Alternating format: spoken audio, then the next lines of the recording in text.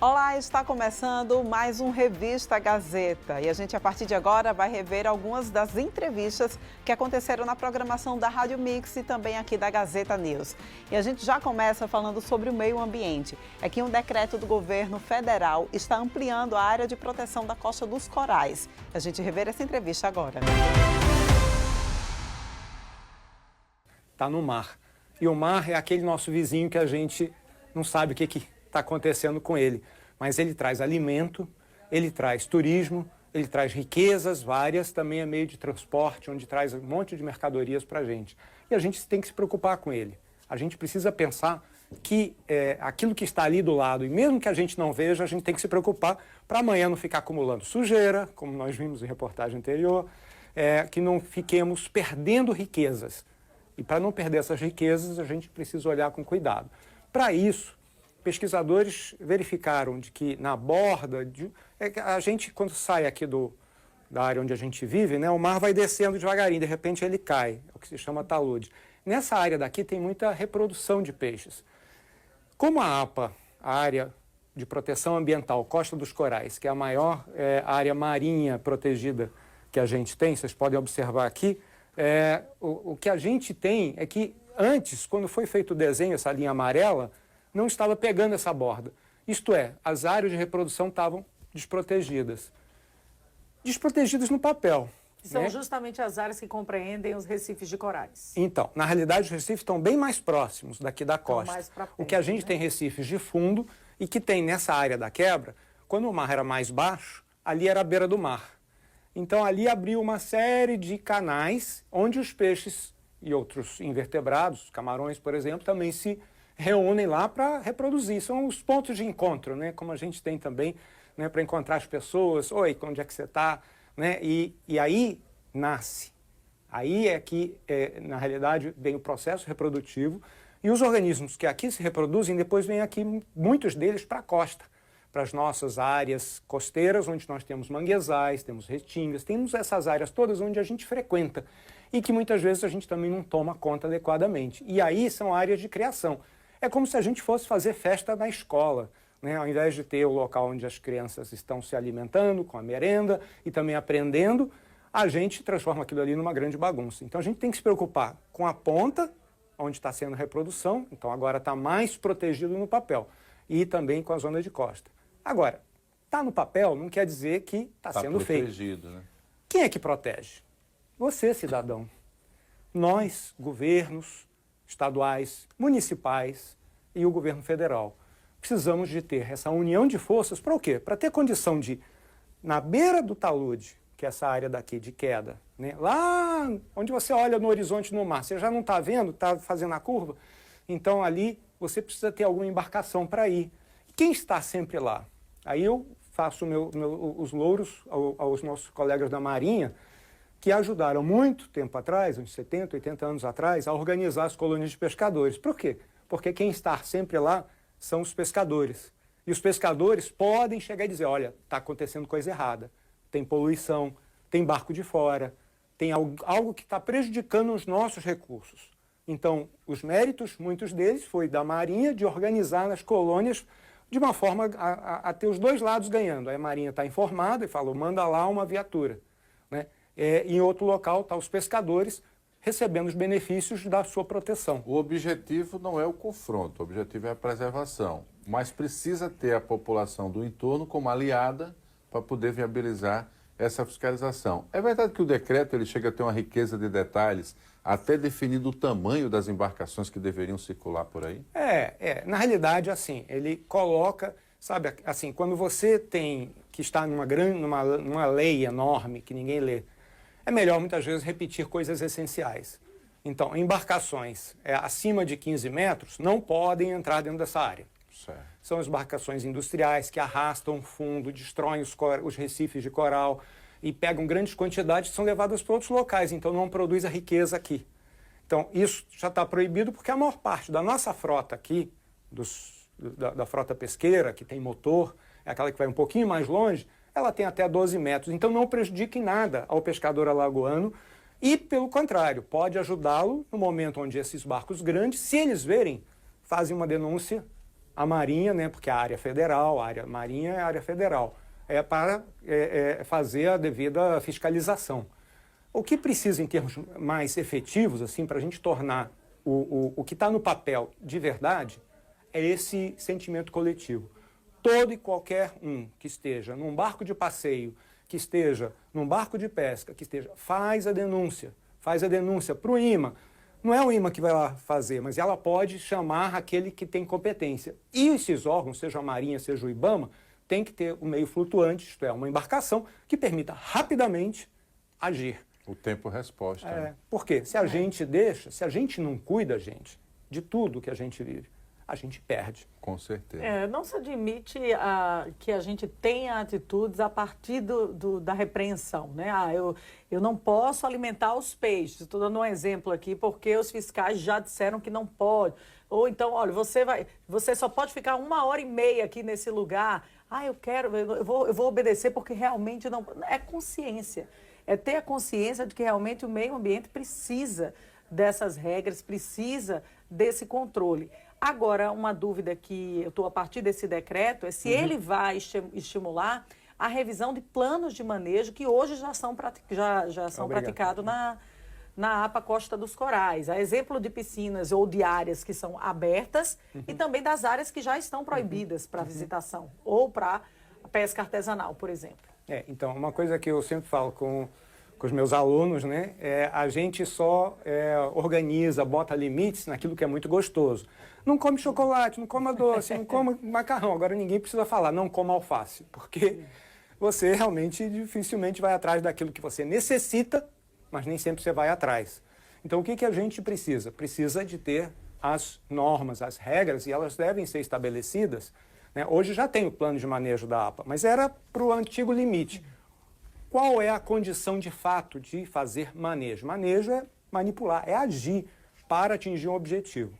Qual é o nosso objetivo? Gerar riquezas para Alagoas, gerar empregos, gerar bem-estar. E isso com o quê? Com sustentabilidade, que significa o quê? Manter isso ao longo do tempo. Não é deixar lá só, perdido, no meio do nada, que a gente não vê. Mas é trazer isso para a nossa realidade e, ao mesmo tempo, sabendo de que para nós é bom a estabilidade. Ninguém gosta de muita chuva, ninguém gosta de não ter chuva nenhuma. Ninguém gosta de ter recesso de alimento e ninguém gosta de não ter alimento nenhum, porque esses extremos nos fazem mal. Se a gente regula bem aqui a APA, a gente dá um exemplo, o quê?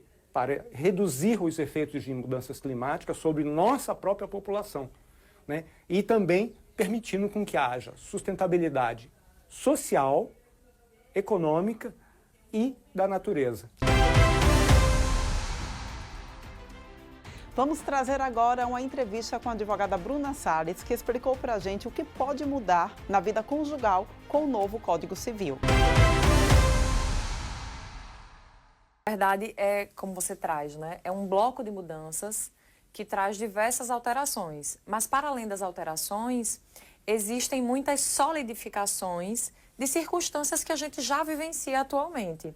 Então, é um processo de atualização legislativo para que o Código Civil, que não é atual, né? A gente tem um Código Civil de 2002, ele possa representar de maneira mais genuína a realidade social que está sendo vivenciada, inclusive com acompanhamento, com a evolução jurisprudencial, doutrinária, com as leis que vão surgindo e a evolução dos próprios fatos sociais. Em vários momentos, né, quando ocorreram debates, os especialistas sempre reivindicavam que o Código representasse, ou pelo menos reconhecesse, a nova face das famílias brasileiras, né? Então, de algum modo, o que consta e o que foi discutido até agora compreende essa realidade, essas novas configurações de família?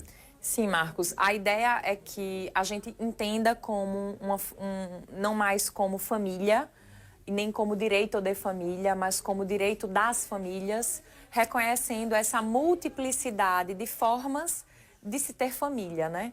E aí a gente fala hoje de família monoparental dentro da doutrina, mas o Código Civil ainda não reconhece isso expressamente. Então, uma das mudanças significativas dentro do nosso Código Civil é o reconhecimento dessa possibilidade de ter a família monoparental, de reconhecer várias formas de entidades familiares, inclusive com essa terminologia, dentro do âmbito das famílias e de como elas são vivenciadas atualmente. Então, casais homoafetivos já têm o direito ao casamento. Como é que aparece isso no registro? Aparecem como conviventes, como união estável, como casados? Como é que é essa definição e se vai haver mudança também em relação a isso? Atualmente a gente tem o casamento homoafetivo, mas esse é um casamento que ele está regulamentado por legislações fora do nosso código e pela doutrina e jurisprudência que já pacifica. Então, ter isso reconhecido, publicizado dentro do código é uma ação importante e é isso que está sendo feito dentro do Código Civil. Para além desse reconhecimento, a gente tem hoje um instituto que é muito conhecido como a união estável. Atualmente muito se fala, né? Não se oficializa o casamento e aí passa a conviver junto. E a gente tem 4 estados civis, que é solteiro, ou você é casado, ou você é viúvo ou divorciado. Então, um dos 4 tá. Quem está em união estável não está casado, não é solteiro, nem é divorciado e viúvo. E aí fica sendo reconhecido pelo nosso código como solteiro. A proposta é que ele seja entendido como convivente. Então, agrega um novo instituto, um novo estado civil para reconhecer a realidade social que já é experimentada pelas pessoas, trazendo, inclusive, junto da união estável, os mesmos deveres e obrigações equivalentes ao casamento, inclusive enquanto a prole, dever recíproco, de cuidado, educação, partilha, pensando, inclusive, com a ótica de gênero para garantir essa igualdade entre homem e mulher e aquelas pessoas que participam daquela entidade familiar. Quando o legislador debate, né, esses temas, Thaís, é porque também foram muito frutos das demandas vindas da sociedade. Sim. E é a realidade que os advogados particularmente enfrentam. Não é à toa que a própria OAB foi uma das consultoras para que esse código pudesse chegar a esse estágio. E que dificultam até o entendimento no que diz respeito à tramitação do processo do ponto de vista legislativo. Agora, o argumento deles é sólido e é fundamental, e é o que os advogados precisam e o cidadão também. É a segurança jurídica para as decisões que vão ser tomadas, né?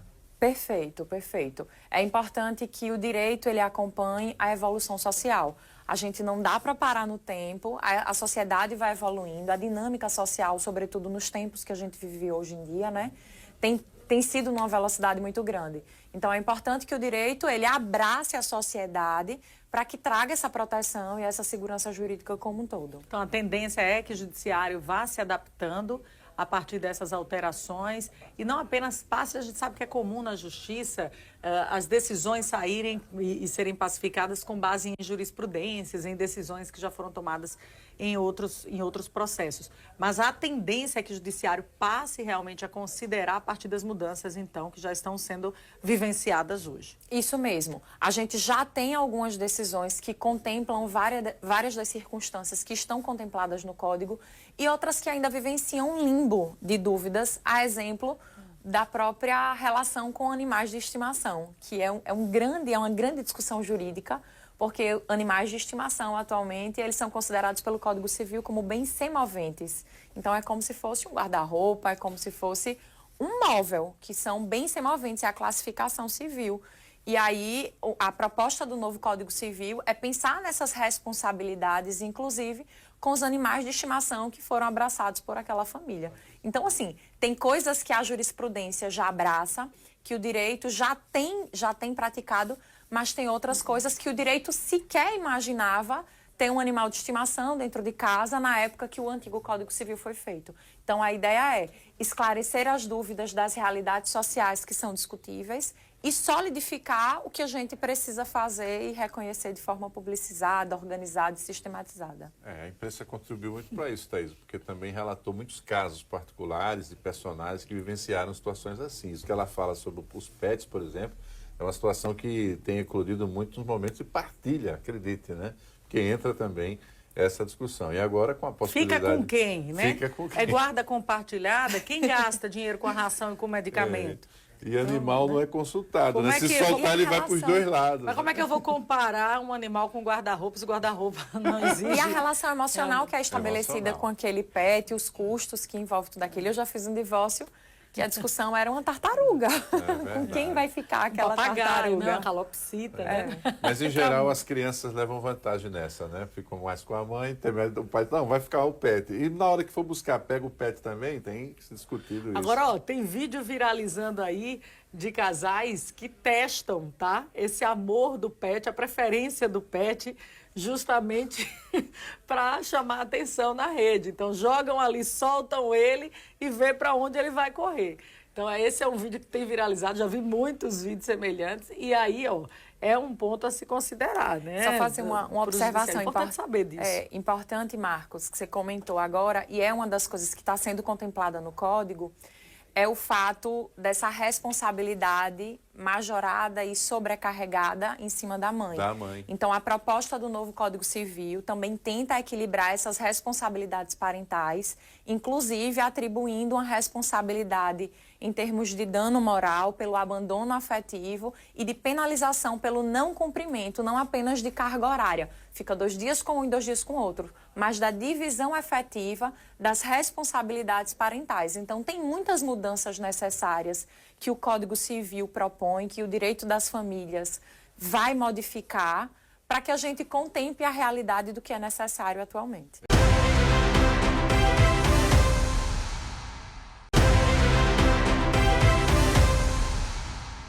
Estamos de volta aqui com Revista Gazeta e olha só, na última segunda-feira, o governador Paulo Dantas reuniu a imprensa para apresentar o programa Corações da Paz. A gente revê essa entrevista agora. E é o que faz nós sermos o Estado que mais investe com seus próprios recursos frente à receita corrente líquida. Isso aconteceu em 2023, com 18.000%, certamente acontecerá agora em 2024. Não foi divulgado o ranking, mas certamente nós vamos ser também com mais de 20% de investimento. Vamos ser o Estado que mais investe com os próprios recursos. E é isso que permite nós estarmos aqui divulgando esse programa com muita alegria no dia de hoje. Governador, para implantar esses novos centros e o programa em si, quanto o governo, então, vai investir a partir de agora, especialmente nesse que vai ser construído no Trapiche e também no Benedito Mendes? Olha, nas construções, no mobiliário, no conjunto de investimentos que cada unidade dessa vai precisar, nós vamos investir aproximadamente 10 milhões por unidade. Como são 10 construções, nós vamos investir 100 milhões de reais entre os anos de 2025 e 2026. Além disso, nós vamos, já de imediato, prestar serviços nas nossas unidades escolares. O que vai demonstrar que esse programa é um programa muito exitoso, é um programa que busca eficiência.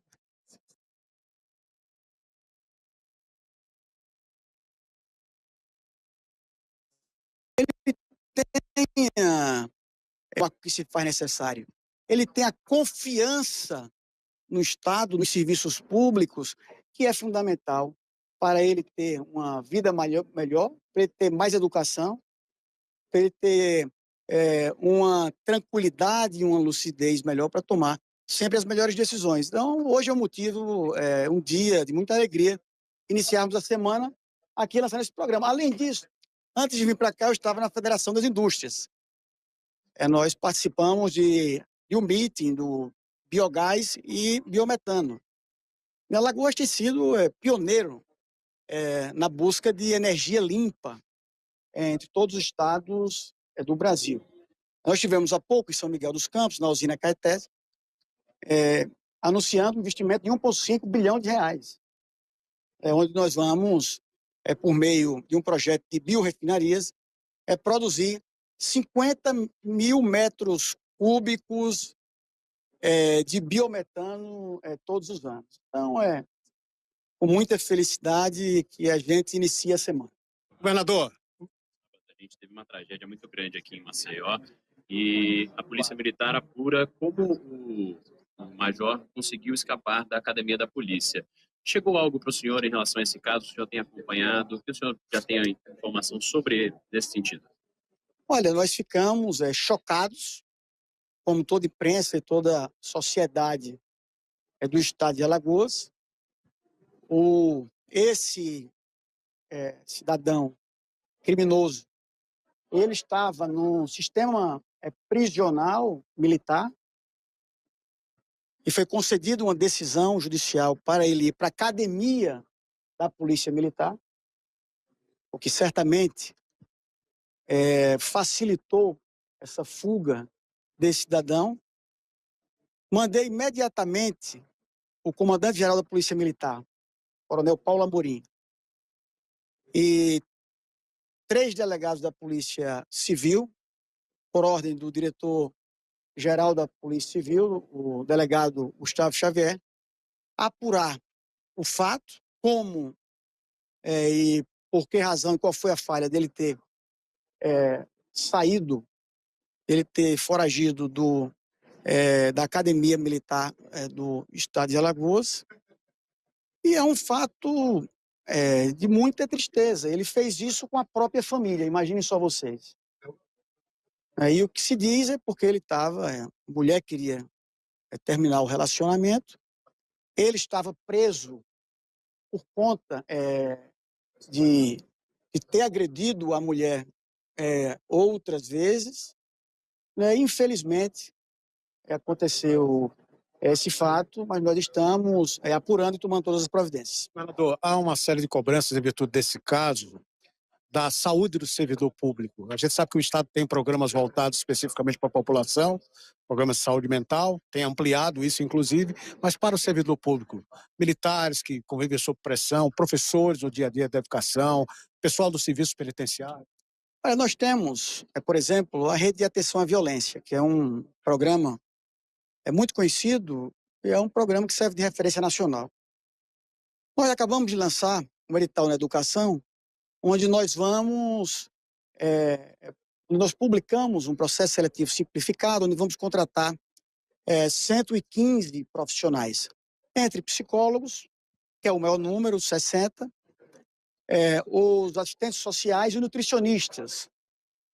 Esses profissionais receberão salário médio entre R$ 5.600, R$ 5.500 a R$ 5.600. E nós temos toda essa rede de acolhimento também nos Centros Integrados de Segurança Pública, em parceria, inclusive, com as prefeitas e com os prefeitos do estado de Alagoas. Nós temos a maior e melhor infraestrutura na área de segurança pública entre todas as unidades da federação. O próprio ministro Lewandowski, ministro da Justiça, ex-ministro do Supremo Tribunal Federal, esteve aqui conosco no bairro do Benedito Bentes, o maior complexo habitacional do estado de Alagoas, e ficou surpreendido com a qualidade do equipamento que foi entregue à população lá no Benedito Bentes. Então, nós estamos ampliando cada vez mais programas que garantam saúde mental, saúde física, para os servidores públicos e para os nossos alunos e para todos que fazem a segurança pública, a educação e a saúde do nosso estado. Obrigado, governador. Palavra do governador Paulo Dantas. Agora o secretário Ricardo Doria, secretário de Prevenção à Violência, quem vai falar nessa entrevista coletiva que foi convocada para o lançamento desse novo programa do governo. A previsão de entrega do primeiro centro será em outubro, do Trapiche, onde nós vamos atingir aquela área do Trapiche, do Vegel, levando os demais serviços e atividades do Estado para dentro da comunidade. O que é que a gente vai fazer? A gente vai ocupar a comunidade, quando eu falo ocupar, é conversar com a comunidade para saber dos anseios, das demandas, para que a gente torne o serviço mais eficaz dentro dos complexos. E os serviços vão começar nas escolas, que o governo também acaba de anunciar como será feito. Sim, nós vamos começar os serviços nas grandes escolas de Maceió, para que a gente possa, os serviços que sejam volantes, a gente apresentar a sociedade de pronto, levando mais cidadania, dignidade para cada comunidade escolhida. Então, esses serviços já vão começar, o governador já me deu esse prazo para a gente começar. Então, dentro de mais ou menos um mês, a gente também vai estar lançando esses serviços volantes. Serão 4 unidades em Maceió e as demais serão no interior, é isso? Isso, 4 unidades em Maceió, as demais no interior serão em Marechal, São Luís, Santana, Delmiro, se eu não me engano, qual é o outro governador? Arapiraca. E Arapiraca. Então, no total vão ser 10. E Rio Largo. No total vão ser 10, como o governador já falou aqui. Mas elas vão poder atender as pessoas do entorno desses municípios também? Sim, claro, não só do município, como dos municípios adjacentes. O intuito desse serviço é prestar esse serviço e atividades do governo para as comunidades mais vulneráveis. Como o governador mesmo disse, eu tive a oportunidade de estar em Belém do Pará e eu vi que os índices lá melhoraram bastante, tanto da parte de IDH como os índices de violência, ou seja, é um projeto que a gente sabe que dá resultado e que a gente está trazendo aqui para Alagoas agora. Quais seriam os ofertados em cada desses centros? Só para a gente exemplificar, para quem nos acompanha, quais são os serviços que a população terá acesso? De mais serviços, assim, dentro da parte da CEPREV, emissão de documentos, na parte de saúde, o RAV, na parte do trabalho, capacitações, na parte de cultura, hip hop, na parte do esporte, programas com esporte, tanto com criança, adolescente, idoso. Então, assim, a gente vai atingir do governo chegue nessas comunidades. E a Escola de Contas Públicas do Tribunal de Contas aqui de Alagoas conquistou o primeiro lugar nacional com o projeto Jovem Conselheiro. Essa premiação foi tema aqui da entrevista na nossa Gazeta News. Vamos acompanhar. Alagoas, a propósito, poucos sabem que existem escolas no Poder Legislativo e nos Tribunais de Contas. E a ABEL é a Associação Brasileira de Escolas de Contas e de Legislativo, cuja função principal é divulgar as boas práticas realizadas por essas escolas de legislativo, que são das câmaras e das assembleias, e dos tribunais de contas.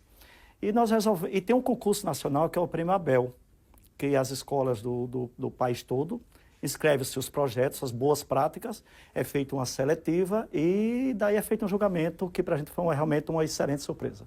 Quando vocês foram para Natal, vocês não sabiam nem que eram finalistas, né? É verdade, verdade. E todas as escolas de contas que estavam presentes, nós estávamos lá e só no momento que a gente soube que estava entre os finalistas.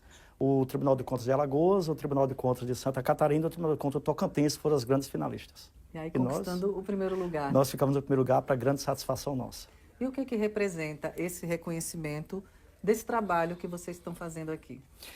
Carol, veja só, o que é que acontece? A Escola de Contas, nós temos como diretora-geral a conselheira Maria Cleide Costa Bezerra. O Tribunal de Contas é composto de 7 conselheiros, o presidente do Tribunal de Contas e o corregedor, ouvidor e diretor da Escola de Contas, vice-presidente. E a conselheira Maria Cleide, na condição de diretora-geral, ela convocou a gente para uma reunião e pediu que a gente fizesse um trabalho diferenciado. E surgiu a ideia, porque nós já temos o TC de portas abertas, que é uma prática que já acontece há um bom tempo dentro do Tribunal de Contas, que recebe estudantes universitários e de faculdade para conhecer o que é um Tribunal de Contas. Então, eles adentram no Tribunal de Contas, no prédio físico, visitam as unidades internas, sabem a história do Tribunal de Contas e participam de uma sessão plenária. Daí surgiu a dúvida do segundo passo. Se esses alunos que entram no Tribunal de Contas e ficam curiosos para saber como é que um conselheiro atua, surgiu a ideia de fazer o Jovem Conselheiro, que era as universidades participaram, a UFAL, o NEAL, a Anhanguera, teve uma terceira faculdade que participou também, o UFAL, o NEAL, a Anhanguera e teve uma outra.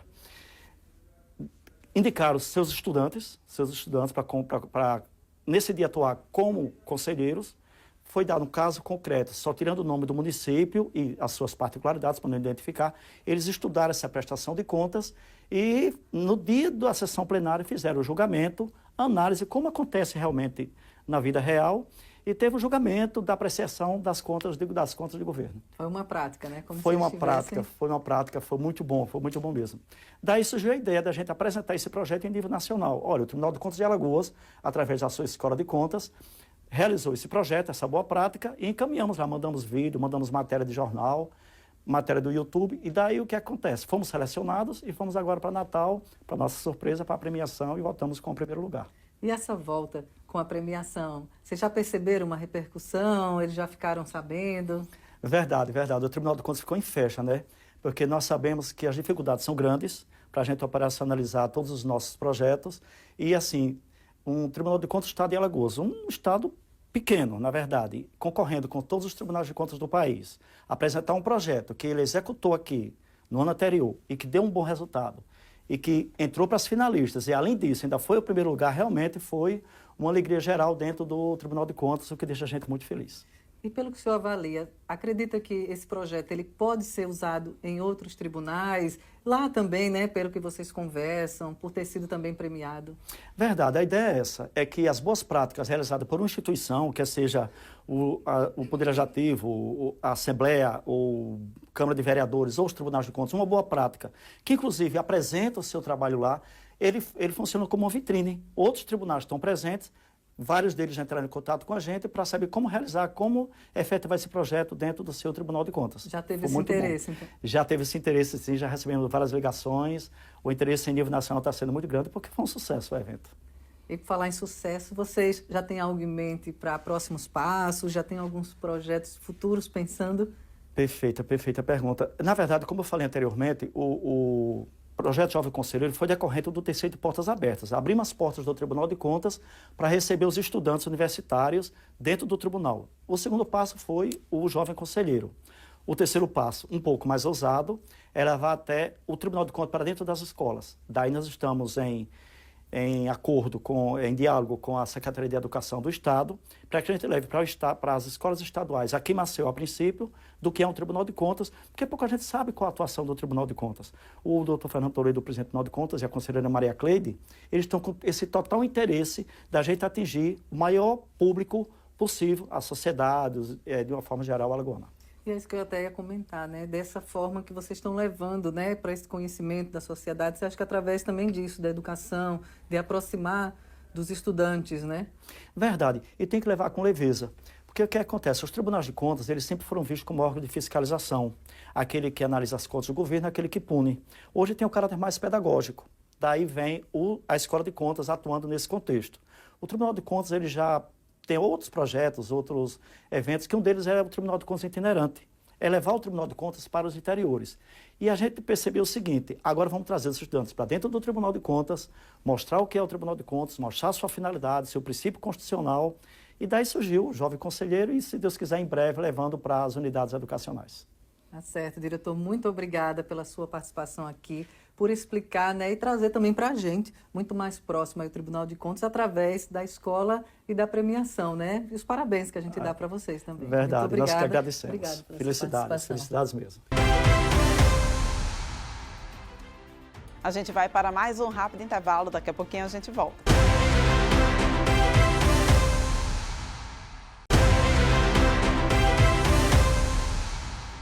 Estamos de volta aqui com o Revista Gazeta. Lembramos que você pode acompanhar essas e outras entrevistas nos canais do YouTube, tanto da Rádio Mix quanto aqui da Gazeta News. E olha só, gente, nos últimos anos, o mercado de trabalho para as áreas de logística, gestão comercial e gestão financeira passou por diversas transformações. E aqui no estúdio, o coordenador do curso do SESMAC explicou para a gente essas mudanças. Escutam, é sempre um prazer estar compartilhando um pouco do que aprendemos nessa trajetória, né? Falar dessas tecnologias, dessas transformações, é falar de inovação, é falar de criatividade, falar de agilidade.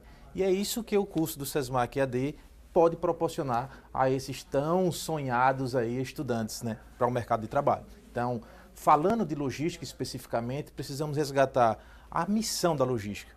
Qual é o produto ideal que precisa ser disponibilizado? Qual é a quantidade correta? Onde deve ser comercializado? Quais são os canais de distribuição? Então, é justamente sobre essa provocação mercadológica que o SESMAC EAD molda os seus cursos. E são áreas que sempre estão em expansão, né? Porque são áreas bastante necessárias em vários setores, né? Precisam ter esses profissionais, né? Isso, com certeza, né? Sem sombra de dúvida, falar de logística, gestão comercial e gestão financeira, não resta dúvidas da sua essencialidade. Então, qual é esse produto? Qual preço podemos jogar no mercado e qual preço o mercado vai comprar? Qual é o produto que é mais viável tecnicamente e financeiramente? Será que é o produto que traz o melhor retorno, o maior retorno para a empresa? É justamente essa dinâmica de gestão, de inovação, de agilidade que nós ofertamos ao mercado. E por isso uma formação, ela é importante, né? O papel do tecnólogo nisso, ele é muito importante, ele ser uma pessoa que tem uma boa formação. Sim, sem sombra de dúvida. Não diferencia nenhuma questão de licenciatura ou os bacharéis. São cursos superiores de tecnologia, sendo que são moldados em um horizonte de 2 anos. A nossa estrutura é modular, onde nós temos disciplinas, nós podemos assim considerar disciplinas tradicionais e os famosos projetos integradores. Então, uma grande diferença deste projeto SESMAC EAD são as metodologias ativas e os projetos integradores. É isso que eu queria que você falasse um pouquinho. Com relação a isso, essas metodologias, né? Às vezes as pessoas falam, é EAD, mas ela tem realmente uma metodologia que as pessoas saem com a formação, né? Podendo ir já para o mercado, né? São profissionais que eles acabam se diferenciando, né? E indo para esse mercado com a experiência, podendo se diferenciar, né? Sim, sem sombra de dúvida. Existe uma inquietação mercadológica por profissionais que têm um foco em resultado. E é isso que os cursos superiores de tecnologia oferecem. Essas metodologias ativas proporcionam o protagonismo do aluno.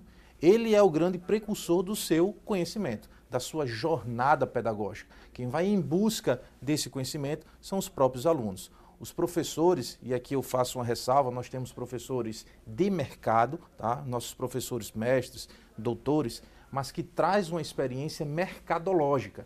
Qual é a necessidade do mercado? Quais são as competências que são exigidas hoje no mercado de trabalho? Então, essa inquietação mercadológica é discutida no nosso núcleo docente estruturante, validada por toda a equipe multidisciplinar, colegiado, e aí sim moldado uma estrutura pedagógica num horizonte de 2 anos, né, 8 módulos, com 2 disciplinas e um projeto integrador, onde justamente a gente consegue alinhar teoria à prática. Soluções reais para problemas de mercado. O aluno, ao ser o protagonista, ele vai em busca dessas soluções reais para os problemas que foram levantados no mercado. Isso faz parte, né? São projetos integradores. Eu queria que você falasse um pouco sobre isso. O que são esses projetos, né? O que diferencia esses projetos integradores que o SESMAC tem? Nós costumamos dizer que esses projetos integradores são as cerejas do bolo do projeto, tá? Onde realmente se alinha em um caráter extensionista a figura prática do aluno aliado à teoria. Então, as 2 disciplinas tradicionais da estrutura modular são alinhadas, integradas em um projeto integrador, que tem esse caráter extensionista, alinhando a prática acadêmica, a prática pedagógica com o mercado. E a gente muitas vezes vê pessoas que querem contratar, mas se queixam de não ter profissionais qualificados. E esse seria um diferencial que o SESMAC está oferecendo, pessoas qualificadas para funções que o mercado está chamando, funções que estão crescendo. Isso é um diferencial com esses cursos? Sem sombra de dúvida. Nós temos hoje em dia diversos convênios com as maiorias das empresas aqui do estado, centros de distribuição, empresas do ramo industrial, do ramo hoteleiro, da área clínica, hospitalar. Então, diversos convênios firmados pelo SESMAC que aproximam justamente a academia dessa necessidade mercadológica. Então, o grande diferencial, aliar teoria à prática. E é importante ressaltar que mesmo tendo um caráter EAD, as nossas aulas são ao vivo. Então, o aluno interage diretamente com o professor naquele momento de web aula. Gravado, né? Ficam gravadas, mas a aula é ao vivo com essa interação, com esse engajamento. E tem uma exposição, né, prevista para a próxima semana, é SSMA. Como é que ela vai funcionar? Qual é que é essa relação, né, que o SESMAC está fazendo? Como é que é essa exposição? Isso, nós temos a 2ª edição da exposição Segurança, Saúde e Meio Ambiente, Expo SSMA. E o SESMAC é um dos expositores que vai acontecer agora no dia 17 e 18, lá no Centro de Convenções, onde nós estaremos expondo todo o nosso portfólio de graduação, de pós-graduação, de núcleos. Nós ofertamos no SESMAC desde a área de saúde, de meio ambiente, de segurança do trabalho. Então, esses núcleos irão se unir e expor nessa feira lá no Centro de Convenções. É um momento de network muito promissor e o grande diferencial de gestão comercial, gestão financeira e logística.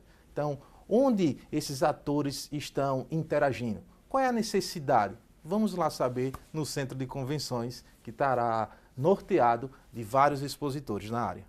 E antes de terminar, eu queria que você deixasse uma mensagem, né, para quem está pensando em investir nessa carreira, né, de tecnólogo em logística, em gestão comercial, gestão financeira, pelo SESMAC EAD, né? Qual é a mensagem que você traz? Qual é essa empolgação, né, para as pessoas que desejam? Desculpe, Carolina, é um projeto bastante inovador.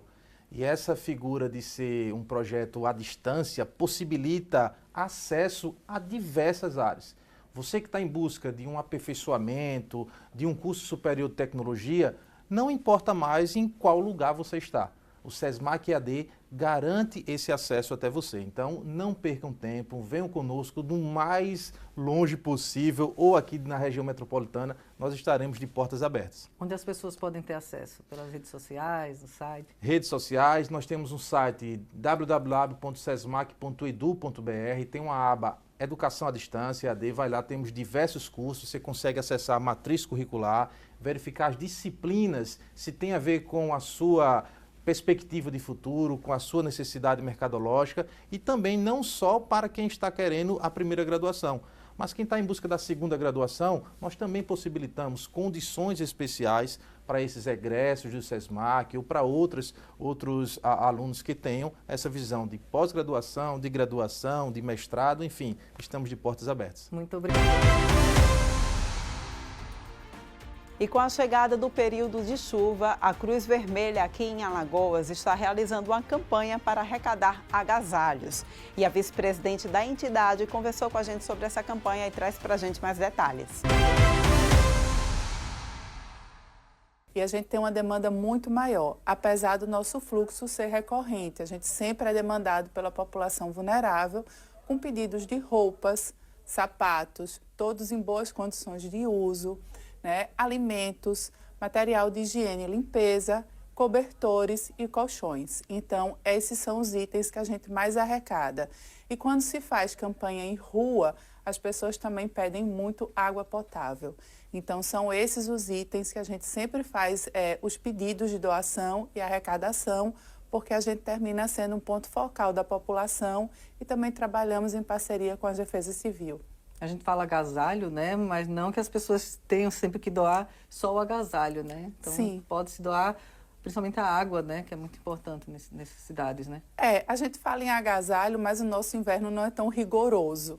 E, na verdade, essas pessoas precisam, sim, de uma roupa mais quente, né? Nesse período de chuva para vestir, mas em grande parte das situações elas precisam realmente de roupa em boas condições de uso, seja porque perdem em situações de enchente, seja porque realmente não tem, e essa é a grande realidade da nossa cidade. E essa doação, ela já vai para instituições já cadastradas ou vai já para alguma localidade? Você já tem isso prévio?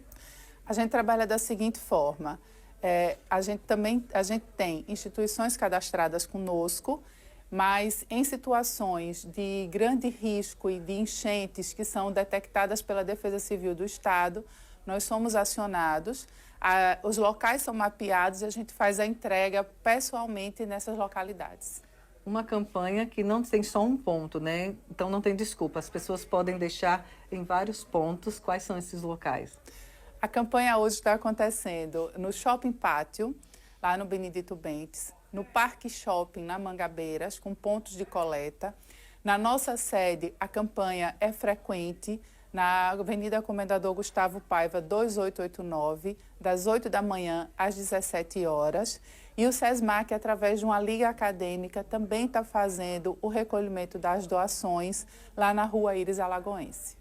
E a pessoa, se ela souber onde é a sede, né, está ali mais próxima, ela também pode ir lá e fazer a doação também lá? Pode sim, nós temos um fluxo contínuo de doação o ano inteiro. Ficamos em frente ao Maceió Shopping, na Comendador Gustavo Paiva, e basta chegar das 8 às 17 horas que temos funcionários e voluntários para receber as doações. A Cruz Vermelha, que você já tem um tempo, eu queria que você relatasse um pouco, para as pessoas só terem uma ideia de como é a situação, de quem precisa, né? Pessoas que ficam desabrigadas, só para você dar esse relato, né? Essa importância das pessoas estarem doando esse alimento, essa roupa, né? Vocês que estão aí circulando o estado inteiro, né? E até o país, né? Na verdade, nós somos a maior instituição humanitária do mundo estamos presentes em mais de 190 países. Aqui em Alagoas, nós estamos há mais de 60 anos no mesmo local, a sede lá na Mangabeiras, e nós atendemos situações de vulnerabilidade e risco social, né? Então, nós atuamos em várias frentes, desde gestão de risco e desastre, com as questões de chuvas, desabamentos, até situações de vulnerabilidade econômica e social que nós atendemos, né, em todo o estado. Esse é o alcance da filial que eu represento, mas como temos um princípio de unidade, também atuamos no Brasil de forma conjunta e, se for preciso, nos outros países também. E além de doação, a pessoa pode contribuir de outra forma, fazendo algum trabalho lá na unidade mesmo, fisicamente? Ah, eu quero doar, mas eu também quero ajudar. Pode ser feito isso? Sim, acredito que a doação mais, digamos assim, mais forte que exista seja a doação de tempo, né? A doação de amor, a doação de carinho. Então, nós temos alguns projetos sociais com crianças que participam de aulas gratuitas de judô às terças e quintas-feiras. Temos projetos com as mães dessas crianças para profissionalização, seja em várias frentes, como a questão de bordados, de costura, manicure. E aí a gente precisa, sim, de voluntários que estejam conosco dispondo de tempo. Talvez seja essa a melhor doação que exista. E o nosso voluntariado é a nossa maior frente. Então, para ser nosso voluntário, basta fazer um cadastro. Assim que a gente forma turmas, a gente faz uma formação. Esses voluntários têm que conhecer da história da instituição, dos princípios da instituição, por que ele está ali, por que o nosso voluntariado deve seguir adiante servindo as pessoas e também fazer um curso de primeiros socorros básicos.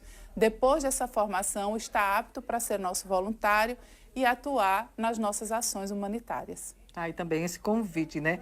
E antes de você ir, eu queria que você fizesse esse resumo também dos pontos de doação, né? O inverno está chegando aí na próxima semana e é importante que as pessoas façam a doação antes da chuva vir, né? Não esperar que tenham mais desabrigados, como teve recentemente, né? Para que se vá fazer essa doação, né? Não esperar que a chuva venha com mais força, né? Então, para você reforçar esses pontos, né? Nossos pontos de coleta são Shopping Pátio Maceió, Parque Shopping, né? Na nossa sede, na Avenida Comendador Gustavo Paiva, 2889, e na Rua Íris Alagoense, no prédio de direito, do curso de Direito do SESMAC. A gente vai agora para um rápido intervalo. No próximo bloco, a gente vai falar sobre o combate ao trabalho infantil. Eu volto já.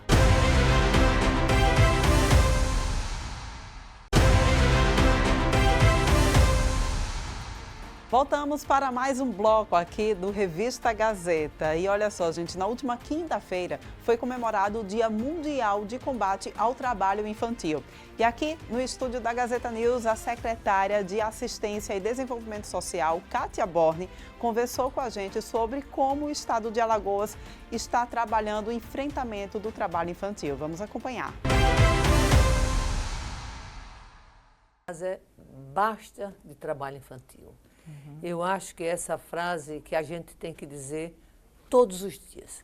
O estado de Alagoas está fazendo a sua lição de casa. Nós, o ano passado, já reduzimos 17%. Segundo o IBGE, nós tínhamos 24 mil crianças no trabalho infantil. Foi reduzido para 20 mil. Agora, isso é um trabalho incansável.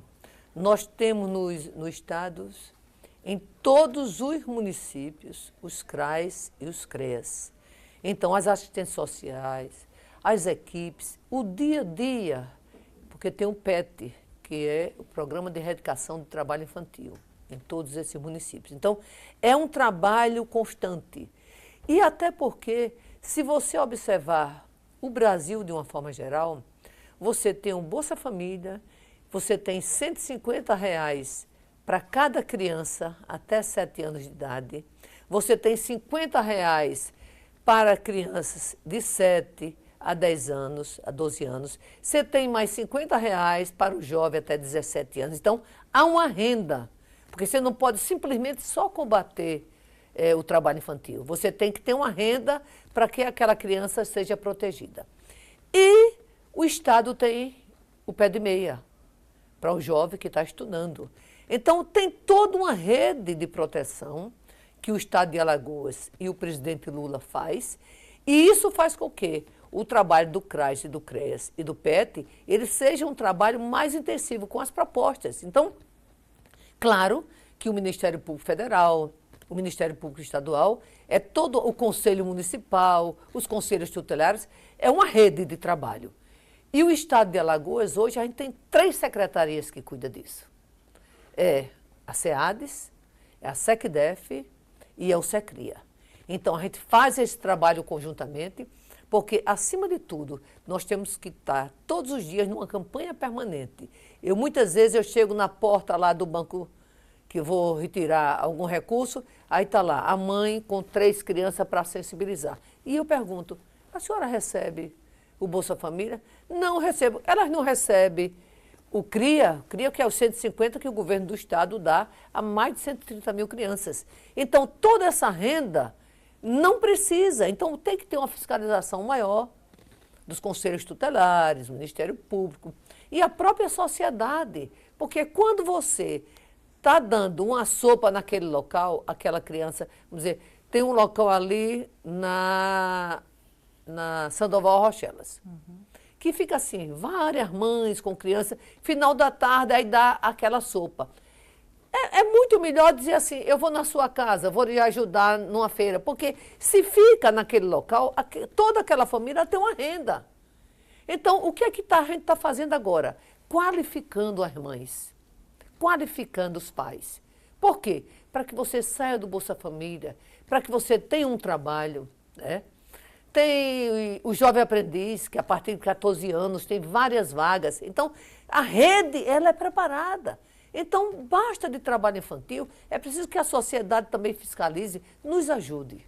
E a secretaria ela faz esse trabalho junto e indo, inclusive, nos municípios, trabalhando conjunto, não é só mostrando as ações. Não, a gente tem uma rede, nós temos a coordenação da atenção básica na SEADES, e essa rede, a gente prepara todos os 102 municípios e fazemos um acompanhamento, e um acompanhamento mensal. Porque muitas vezes, nos nossos CRAs e nossos CREAS, tem subnotificação. Às vezes, o resultado final não é o mesmo do que o IBGE nos dá anualmente. Então, ainda tem isso, a gente buscando o prejuízo. Onde estão essas crianças? Onde é que está? Às vezes a equipe é pequena, mas mesmo assim, se tiver a denúncia, a equipe vai lá. Então, a sociedade tem que ajudar. Por falar em denúncia, eu queria que você falasse um pouquinho como a sociedade pode denunciar e como saber, né, qual é a idade que se configura trabalho infantil, que idade o adolescente ele já pode ir para um trabalho de estágio remunerado? Olha, primeiro a sociedade tem o número 100. A sociedade pode ligar e denunciar que tem atendimento imediato. Por quê? Porque muitas vezes as pessoas não querem denunciar. A mãe, às vezes, vai com aquela criança trabalhar. Não pode. Claro que há um déficit na sociedade, é a questão das creches. Você tem que ter creche para todas as crianças de 0 a 4 anos. Você tem que ter um ensino infantil. Isso os municípios têm se organizado muito, né? E o próprio Estado.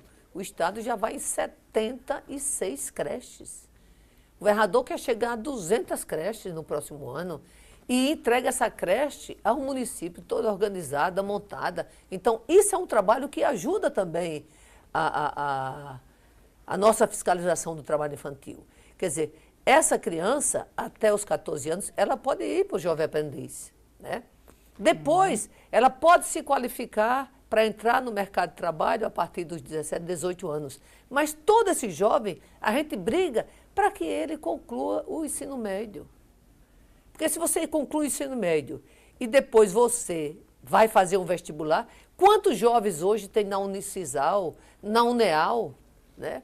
Jovens que conseguiram concluir o curso, fazer vestibular e estar na universidade. Então agora o governador ampliando o número de professores lá da Uneal.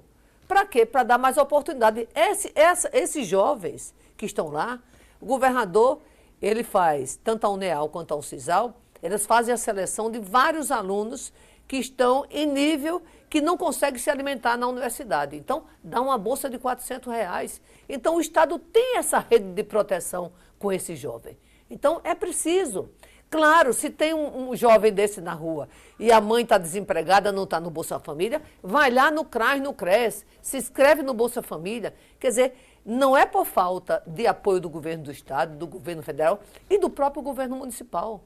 Tem muitos governos municipais hoje que dão apoio, tem o seu cartãozinho, tem a sua cesta básica. Então, não precisa essa criança trabalhar. Eu fico, assim, revoltada, porque a criança é para brincar, a criança é para estar à escola, a criança é para estar sendo incluída na família, não como uma forma dessa criança trazer uma renda, mas de uma forma dessa criança ser o futuro desse Estado e o futuro desse país. E as pessoas podem participar, sim, tanto participando das ações também, né, que esse mês elas são intensificadas, como denunciando. Como está denunciando. Esse trabalho eu quero avisar que é o ano inteiro. A gente não para. A Secretaria de Assistência do Estado, ela tem toda a sua atenção básica dirigida à questão da criança e do adolescente. Então, é preciso que vocês dos municípios, os nossos CRAs, os nossos CRES, aceitem essas fiscalizações e essas denúncias imediatamente. A gente precisa reduzir. Reduzimos 17% o ano passado. A gente quer chegar a pelo menos a 50%, 60% esse ano. E o deputado estadual Alexandre Aires anunciou o lançamento de um livro que faz um relato sobre todo o trabalho dele à frente da Secretaria Estadual de Saúde durante a pandemia da Covid-19. A gente vai ver a entrevista que ele concedeu na Rádio Mix falando sobre esse livro. Vamos acompanhar.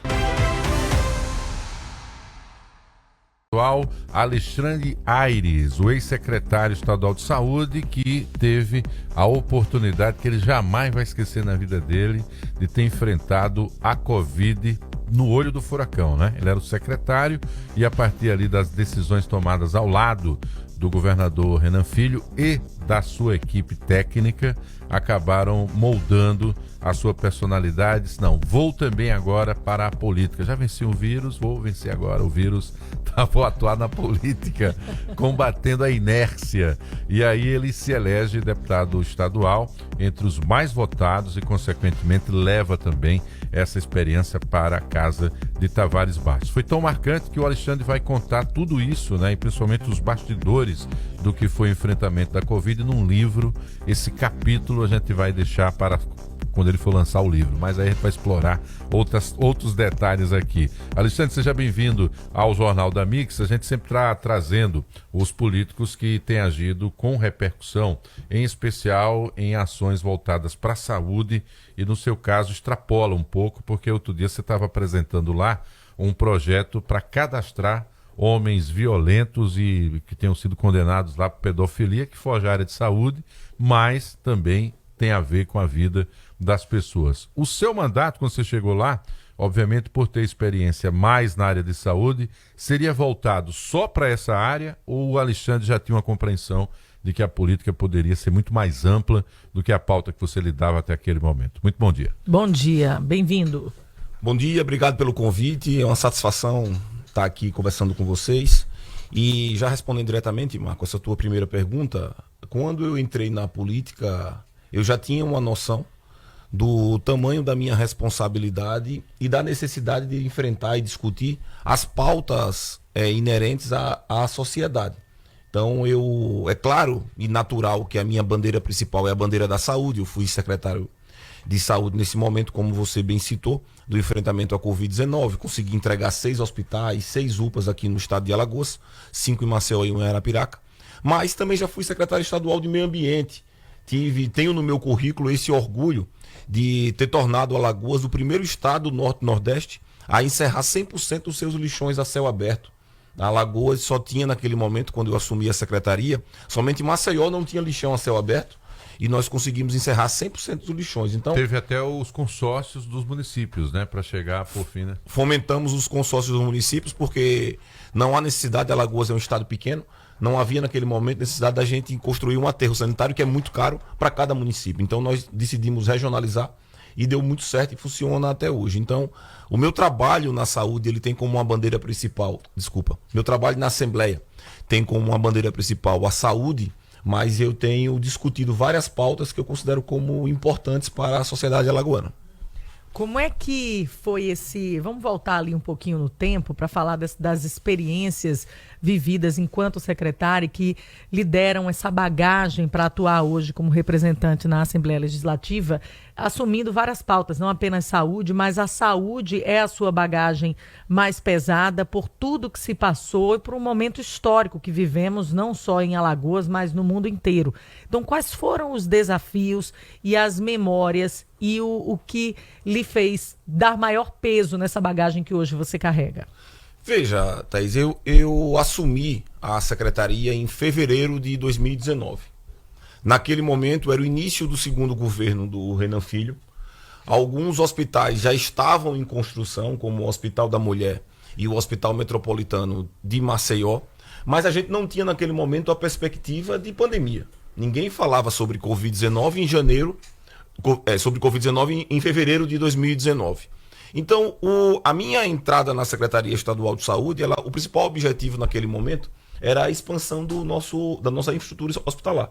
Alagoas só tinha, naquele momento, o HGE em Maceió e a unidade de emergência do Agreste em Arapiraca. O foco era a manutenção do que funcionava e garantir a infraestrutura para o que viria. Isso, começando numa base da pirâmide do SUS, começando meio que de cima para baixo. O ideal é que você possa primeiro fortalecer a atenção básica, fomentando a prevenção e a promoção à saúde, porque é inclusive muito mais barato para o poder público, seja ele municipal, estadual ou federal, mas a gente sentia a necessidade de desafogar o HGE, de aproximar o serviço hospitalar da população alagoana de maneira geral. Então, aquela expansão, descentralizando, construindo hospitais também no interior, era a nossa base principal. Para isso, eu precisava reduzir a despesa dentro da Secretaria Estadual de Saúde para que a gente pudesse comportar a entrada desses novos equipamentos. E assim foi feito durante o ano de 2019. Então, o 2019 para mim foi meio que um ano organizacional de planejamento para abrir o Hospital da Mulher em setembro de 2019 e quando chegou dezembro, começou a discussão na China sobre esse vírus, que naquele momento ninguém sabia se ele ficaria por lá mesmo, se ele iria se expandir para o hemisfério norte e como seria o comportamento dele no hemisfério sul. Então, foi uma novidade para todo mundo. E aí foi todo mundo pego meio que de surpresa, aprendendo a lidar com essa situação, trocando o pneu do carro em movimento. Quando você, obviamente, tem a explicação das organizações de saúde internacionais, né? E, naturalmente, o apoio dos especialistas, e aí vem a necessidade de que o isolamento era um dos encaminhamentos para evitar a proliferação do vírus e tentar identificar com clareza os grupos de risco, já que as pessoas com comorbidades naturalmente já estariam selecionadas e preservadas.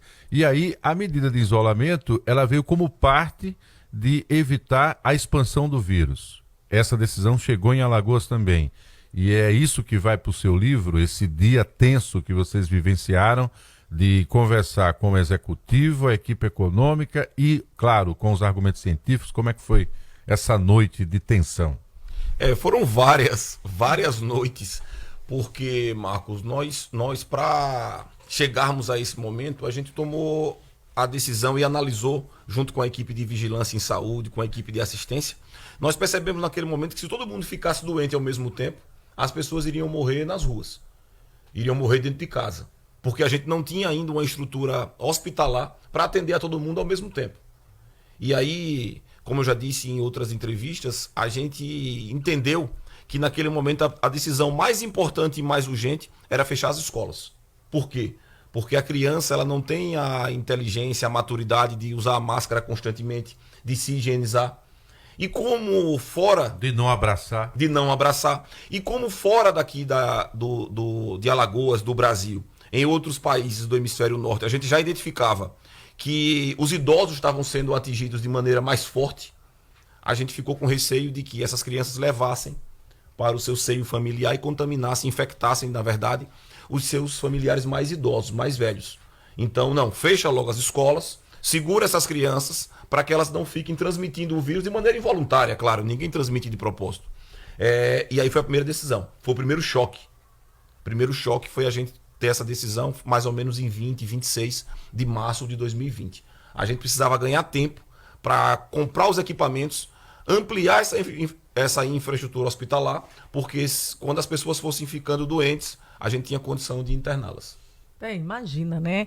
Que missão, ampliar a assistência, garantir que todo mundo tenha o atendimento ali no momento em que o número de pessoas, a demanda triplica, também comprar equipamentos no momento de escassez de mercado. Combater a desinformação, vocês da imprensa foram muito importantes.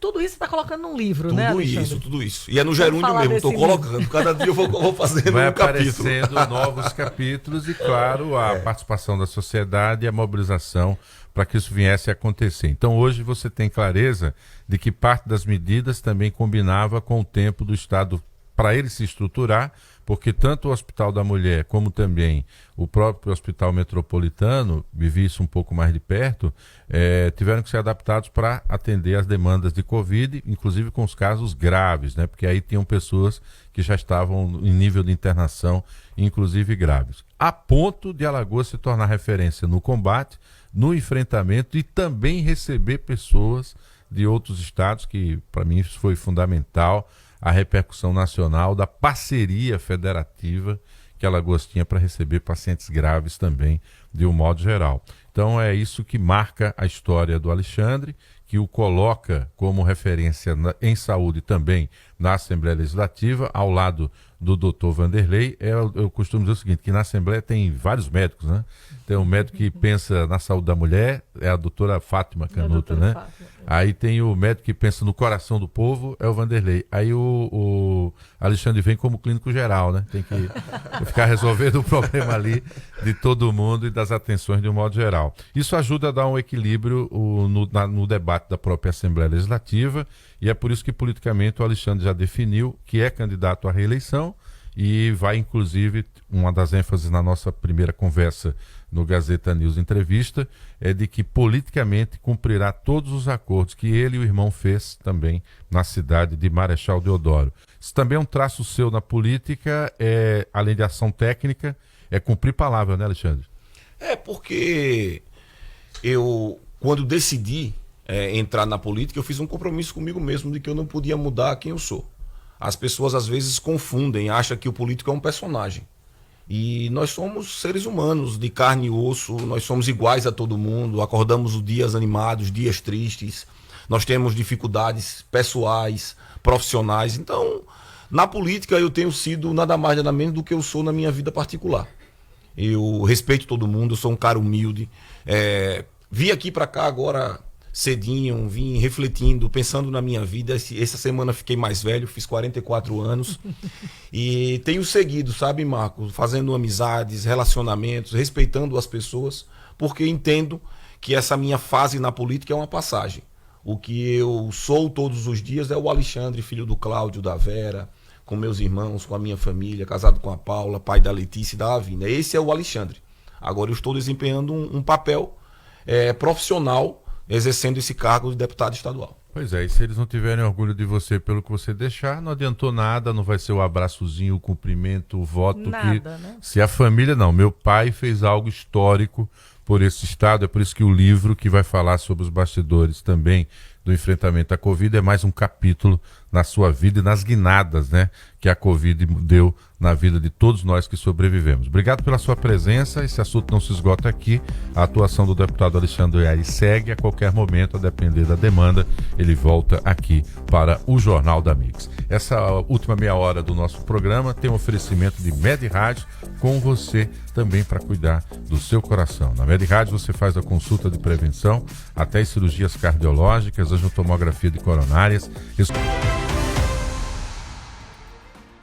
Vamos para mais um rápido intervalo. No próximo bloco, a gente vai falar sobre a programação junina aqui no estado de Alagoas. Não sai daí.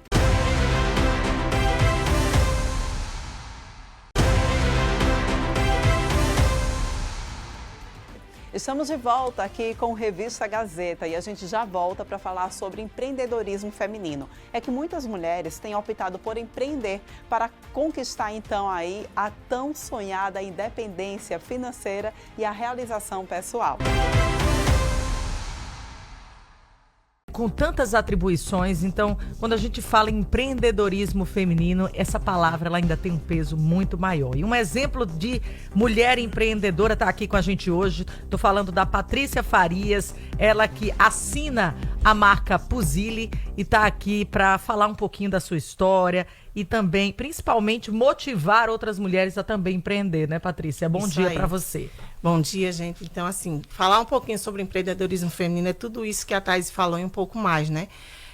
Ser mãe, ser mulher, né? Empreender, ser empresária é muito difícil, né? Porque a gente ainda tem essa parte da, quer queira, quer não, a discriminação por ser mulher, a falta de credibilidade, mas a gente vem ganhando um espaço muito grande no mercado hoje, né? O Sebrae também vem apoiando bastante essa parte do empreendedorismo feminino. E a minha história começou, na verdade, no empreendedorismo na maternidade, né?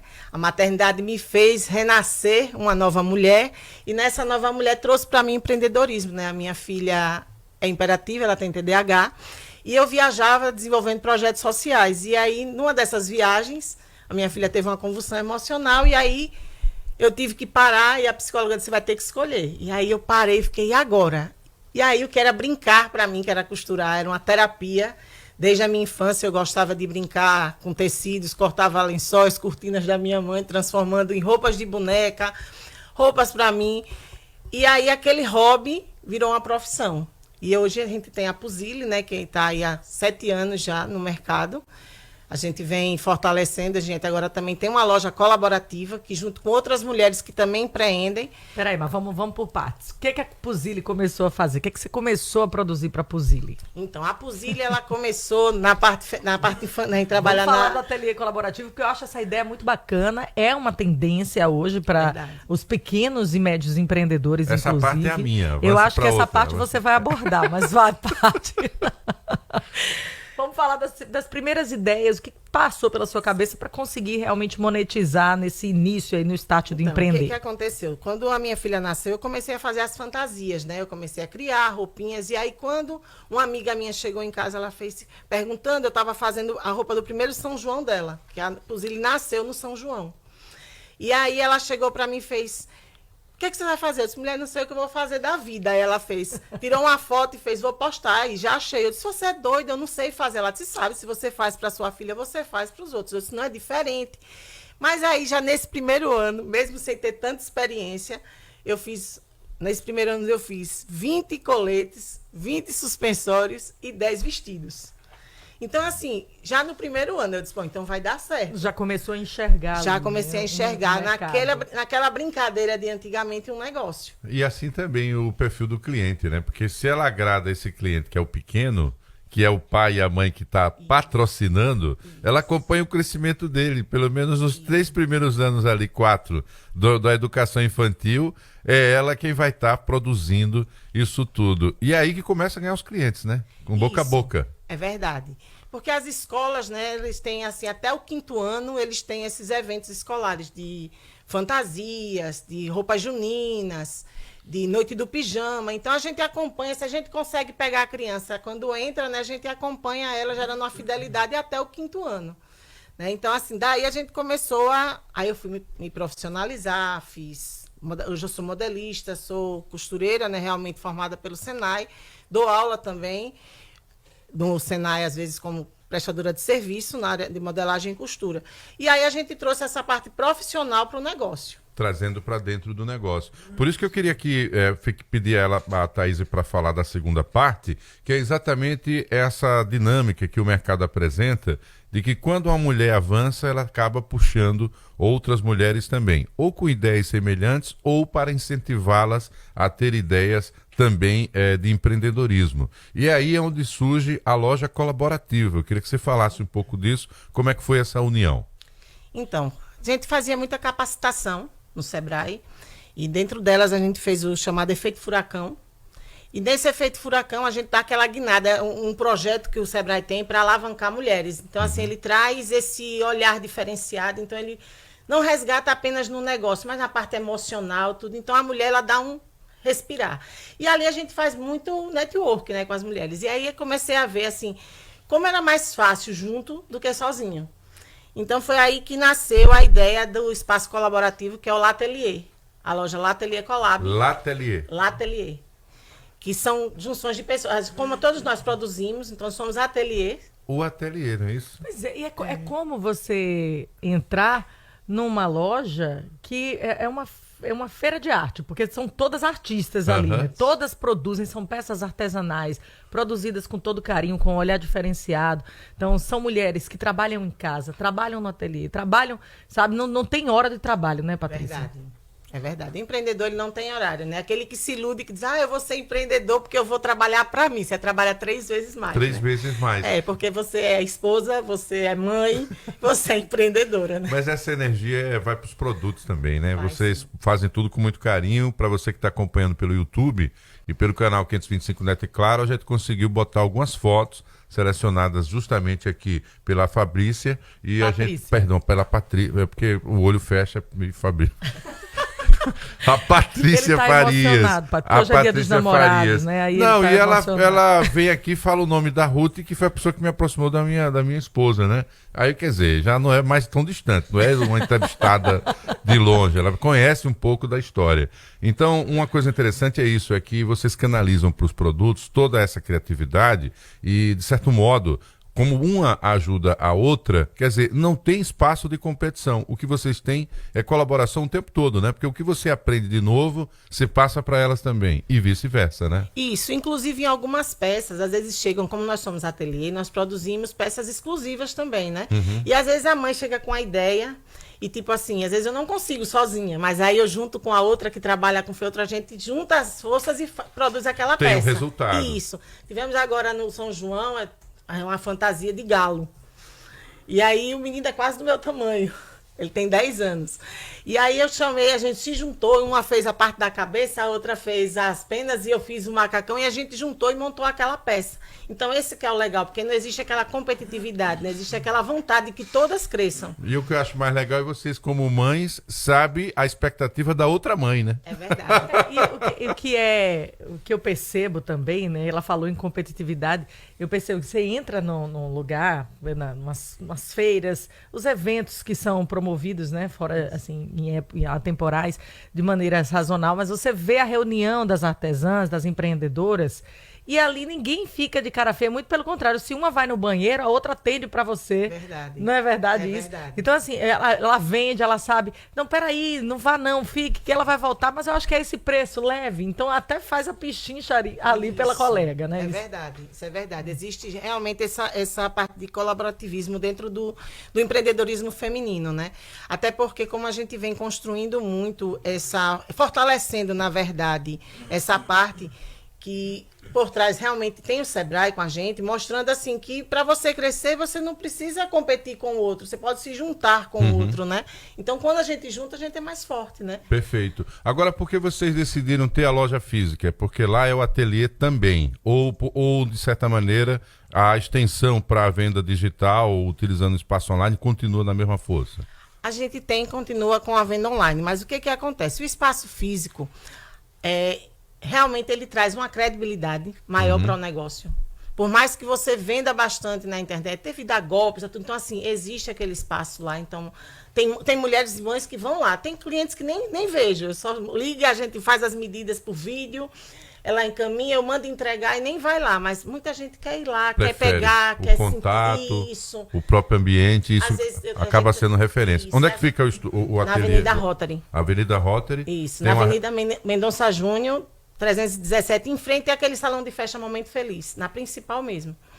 Então aí, pra gente encerrar aqui o nosso bate-papo, Paty, qual é o que você diria para as mulheres que estão querendo agora começar, já estão ali em casa ensaiando uma atividade, fazendo algo que gosta, mas ainda não profissionalizaram aquele produto, aquele talento? Então, o que você diria para essas mulheres? Qual o primeiro passo?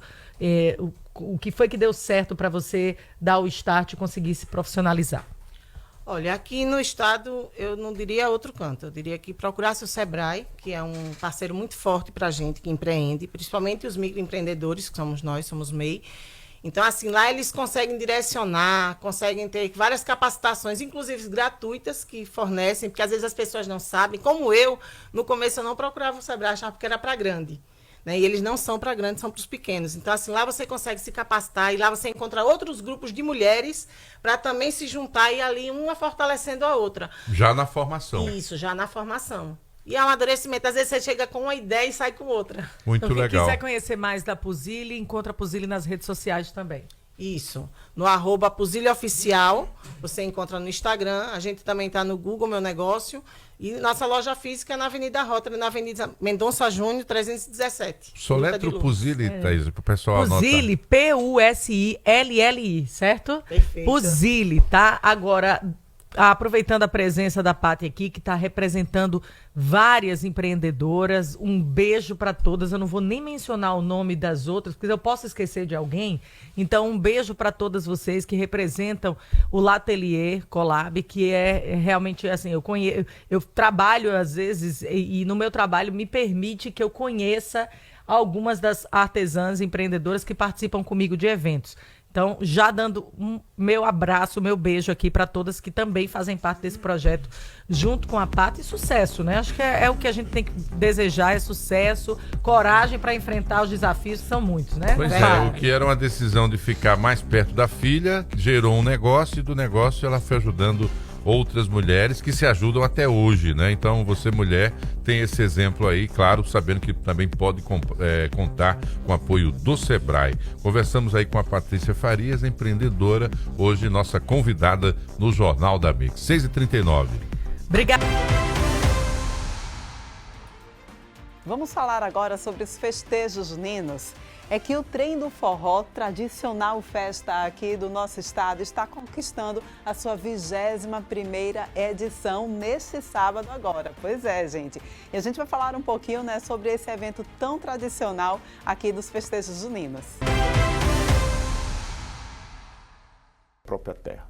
Mas vamos lá. Esse ano vamos completar 21 anos de um projeto que é idealizado por Fafá Rocha, Leonardo e Marina Fortes, ou seja, a minha família que independentemente disso são os meus sócios legais e criadores dos nossos projetos como o Prêmio Selma Bandeira, o Prêmio Selma Brito, enfim, o Prêmio Odete Pacheco da Comunicação e por aí vai.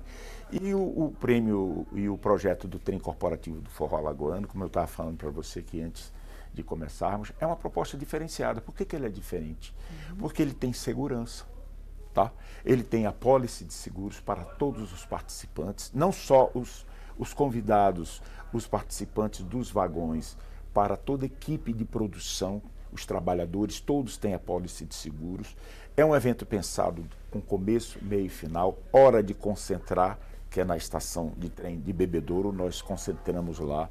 Existe toda uma estrutura montada para receber esses convidados, que cada um vão para um determinado vagão que tem uma cor de camisa, que tem já um serviço de bordo all inclusive, com atendimento de garçons, com atendimento de recepcionistas, com segurança, com bombeiro civil, gerador para alimentar toda a parte de iluminação, de energia do trem, porque esses vagões, antigamente, os nossos trios, há 5 anos atrás, dentro desses 21, eles já deixaram de ficar cantando no gogó, porque era uma coisa muito sacrificada. E a Fafá Rocha, minha sócia, percebeu que era uma coisa muito sacrificante para eles, né?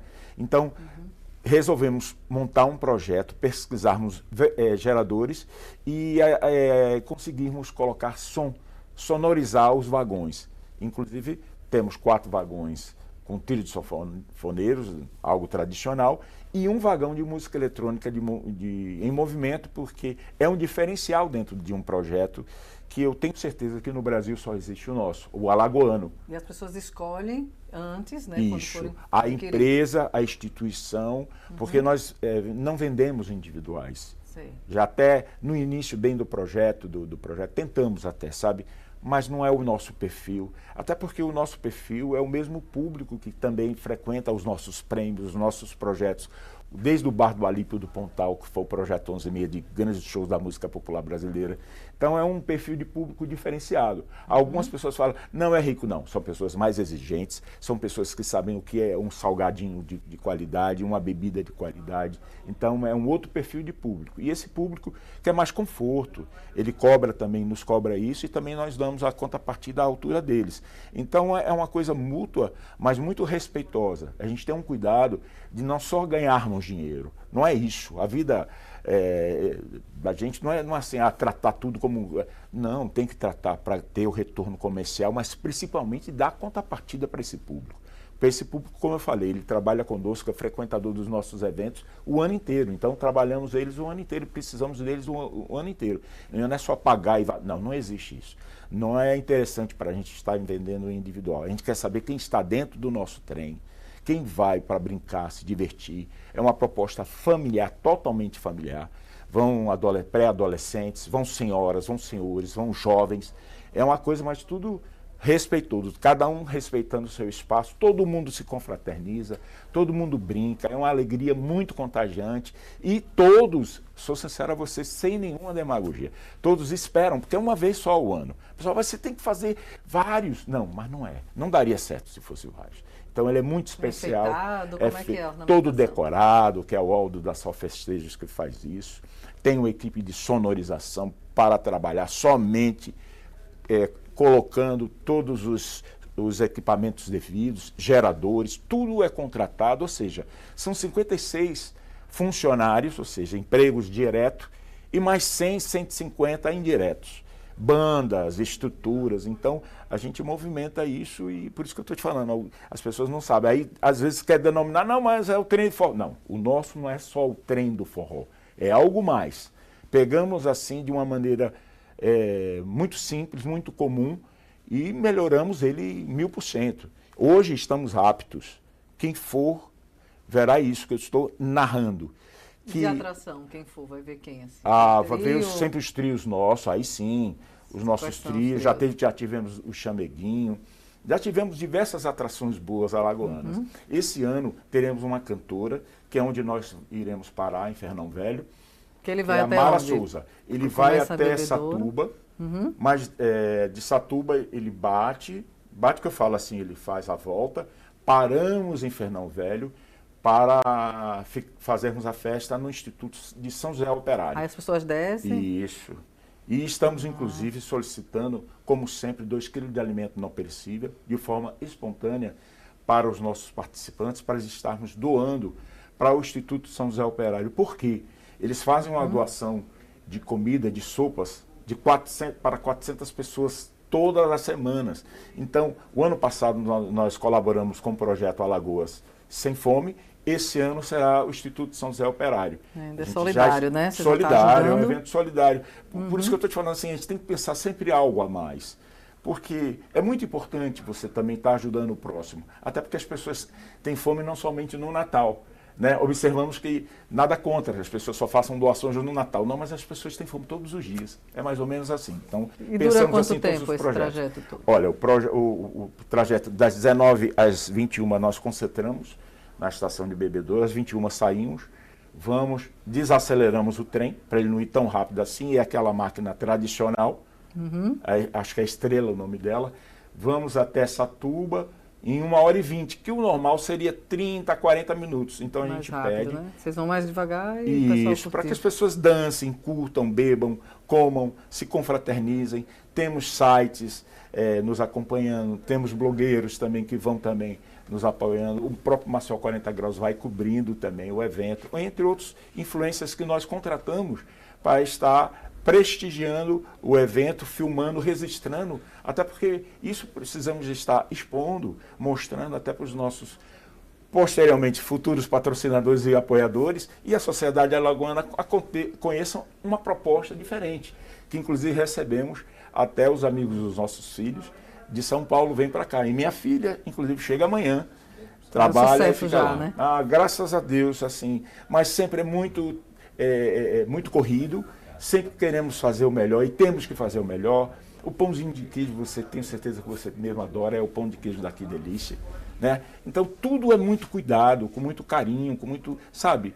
Não é só uma coisa, toma lá, dá capa. Não é assim, não. A gente tem que fazer uma coisa muito, muito bem feita, como nós fazemos em outros projetos. Não justifica fazermos outros projetos glamourosos, como eu citei para vocês aqui, e chegar na hora do trem, porque ele é tradicional, porque ele é popular, mas ele tem que ter uma logística, ele tem que ter uma organização. Então, estamos completando 37 anos de estrada, temos que dar o melhor. Não é, que bonito, e não trata-se de uma autoafirmação, trata-se de profissionalismo. É diferente. Tudo que viemos fazer, a Fortes Empreendimentos, Leonardo, Marina Forte, Fafá Rocha, temos que fazermos o melhor de nós, não é? Até porque, eu estava falando aqui com o meu amigo, a gente só tem essa vida.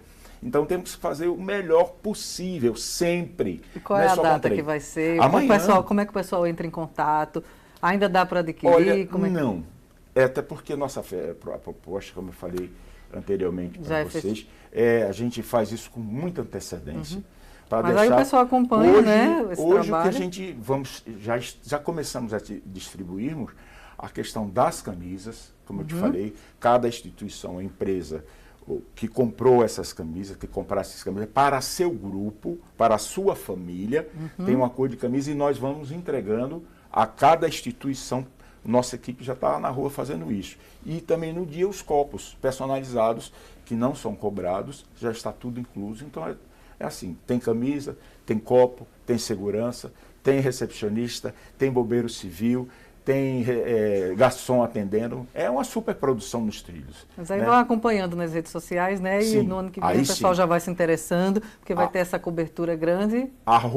@Fortes Producões. Então amanhã à noite Instagram. E nos dias seguintes vai estar lá toda a cobertura. Inclusive a Rádio Mix também vai estar fazendo uns flashes ao vivo da estação, de forma pontuada, entrevistando os investidores, aqueles que acreditam nos nossos projetos alagoanos. Né? A gente segue falando sobre São João, viu? É que a gente recebeu aqui no nosso estúdio o cantor alagoano Vaqueiro Chameguinho. Ele, é claro, falou sobre sucesso, sobre forró e sobre os projetos para a carreira dele. Obrigada, viu, por estar aqui com a gente. Oportunidade de estar aqui e vamos falar de coisa boa, falar de forró, falar de São João, falar de coisas boas. E a gente já está sabendo, falar em coisa boa, que você está estourando aí com várias canções de sucesso, que onde você chega o pessoal já está cantando, né? Graças a Deus as músicas da gente tá bem quista na visão do pessoal, do público, do forrozeiro. Então isso é maravilhoso, isso é uma honra muito grande. Como é que é chegar na cidade, né? Em outras cidades até, não só na sua, e ver o pessoal cantando seu som? É muito gratificante, né? Porque a gente já tem um tempo na estrada, então quando você chega nesse momento em que as suas músicas estão tocando, às vezes eu passo na cidade, eu passo no carro e de repente eu vejo nos sons as minhas músicas tocando, então isso é muito gratificante, eu fico muito feliz com isso. E por falar nas músicas, qual é que você cita assim, que está fazendo sucesso? Hoje com as redes sociais, né, você consegue acompanhar um pouco isso, né, esse retorno, né, das pessoas, os comentários. O que você avalia assim? Para mim fica muito novo, porque quando acontece um negócio desse, a gente não tem nem explicação, né? Eu costumo dizer que é Deus agindo na vida da gente. Então a gente só tem que agradecer e aproveitar, né, no momento. Mas a gente sempre tem as músicas que engajam, né? Como a gente lançou agora Olhos de Mel, então ela tá muito boa, tá surreal. Então a gente tá atingindo vários públicos. Eu nem achava que ela ia atingir o público infantil, as crianças cantando, as crianças pedindo para tirar foto quando se encontra com a gente, o adolescente, o adulto. Então a música Olhos de Mel ela veio para pegar geral, ela veio para todos os ouvintes. E você falou, tá pegando muito agora, muitas músicas, mas a sua carreira, ela já é antiga, né? Você tem um trabalho já muito grande na música, né? Fala um pouquinho sobre isso. Eu comecei muito novo, né? Muito novo, quando você começa Na verdade, ninguém acredita, né? Porque você, para poder você engajar na música, você tem que deixar alguma outra coisa que você está fazendo. E eu deixei, na época eu trabalhava em padaria, e eu deixei de trabalhar em padaria para seguir a carreira da música, né? Ainda não com o projeto Vaqueiro Chameguinho, que eu trabalhava em outras bandas, em outros musicais, mas teve um certo período que eu disse, não, eu vou querer isso. Então, na verdade, o dono da padaria disse, você vai ter que escolher ou padaria ou a música. E eu escolhi a música, porque era uma coisa que eu gostava, eu me identificava e eu queria. Então, eu larguei tudo para correr atrás da música. E hoje está aí, você faz show? Hoje, graças a Deus, Deus nos honrou e estamos aqui fazendo o que a gente gosta, que é a alegria do forró, a alegria da cultura nordestina, levando aí pelo mundo. Você falou em viralizar, né? Isso. Inclusive, na edição, no jornal Gazeta, que é daqui também da OAM e da Central de Notícias, a gente colocou hoje porque você viralizou. Você ganhou uma surpresa essa semana de um ônibus, né? Conta um pouquinho sobre essa surpresa. Na quarta-feira eu tive um dia muito cheio de ensaio, tive que resolver algumas coisas aqui em Maceió, vim trabalhar. E na correria do dia a dia, e fui surpreendido no final da tarde, fui gravar uns vídeos para divulgar outras festas. E fui surpreendido pelos meus empresários com aquela maravilha que é o transporte, que é o ônibus da gente, que vai ser, na verdade vai ser a casa da família dos músicos, né? Dos meus músicos. E vai ser a casa da gente por um período grande. E a gente só tem a agradecer meus empresários, a L12 Promoções, a SP Promoções, agradecer pela surpresa maravilhosa que foi. Só tenho a agradecer. Esse ônibus chegou com toda a família, né? Com música tocando, minha mãe, sem você eles saber. conseguiram tirar minha mãe de casa, que minha mãe não sai de casa pra nada, conseguiram tirar. Acho que minha esposa ligou pra ele lá e ali foi uma surpresa, foi surreal, foi uma maravilha, uma coisa divina de Deus. Já é resultado do seu trabalho, que você está vindo já. Já é resultado, a gente, desde o ano passado, que as músicas vêm viralizando na internet, e graças a Deus ganhou uma proposição muito grande. Só tenho a agradecer a todo o público, a todos que estão curtindo, que estão compartilhando, que estão acompanhando a gente nas redes sociais. Eu não sou muito de rede social, então eu sou um pouco tímido. Às vezes o cara fala, não, mas vai cantor, mas na frente da câmera mesmo eu sou tímido. A homenagem está mostrando, viu? Uma coisa linda, então... Foi filmado com drone, você é bastante emocionado, né? Conseguindo esse ônibus lotado, né? Toda personalizada, né? Isso. Então, isso é muito gratificante na carreira a gente trabalhar muito quando chega esse momento, então a gente tem que aproveitar bastante. E você falou sobre músicas, né? O repertório do seu show, fala um pouquinho assim, o que é que você traz, além dessas canções, né? Como Outra Vez, Tanta Solidão, né? Isso, o repertório da gente, na verdade o repertório da gente ele é voltado para a cultura nordestina, que a gente bota música nova, a gente bota música de atualidade, sim, colocamos porque está na boca da galera, a gente precisa cantar, mas eu prefiro uma cultura, eu prefiro me manter no ritmo, porque para não deixar a nossa cultura nordestina morrer. Canta um trechinho de uma música pra gente. Eu vou fazer logo Olhos de Mel, que é o que está na boca da galera, né? Que está invadindo as redes sociais. É uma canção da gente, trabalho da gente. E é mais ou menos assim. Morena dos olhos de mel, morena dos olhos de mel, deixa esse vaqueiro brabo botar asa no cavalo e te levar pro céu. Então essa canção é a carro-chefe hoje da gente, é Olhos de Mel. Mas também tem Tanta Solidão, tem Onde Que Eu Errei. Se fui eu, então me diga onde que eu errei. Talvez por inocência eu te machuquei. Tente entender, me deixe tentar tudo outra vez. E nós temos várias canções que dá para fazer.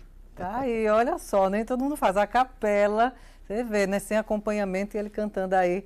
Muito bem, parabéns, viu? E quem quiser te acompanhar, quem quiser o contato para shows, né?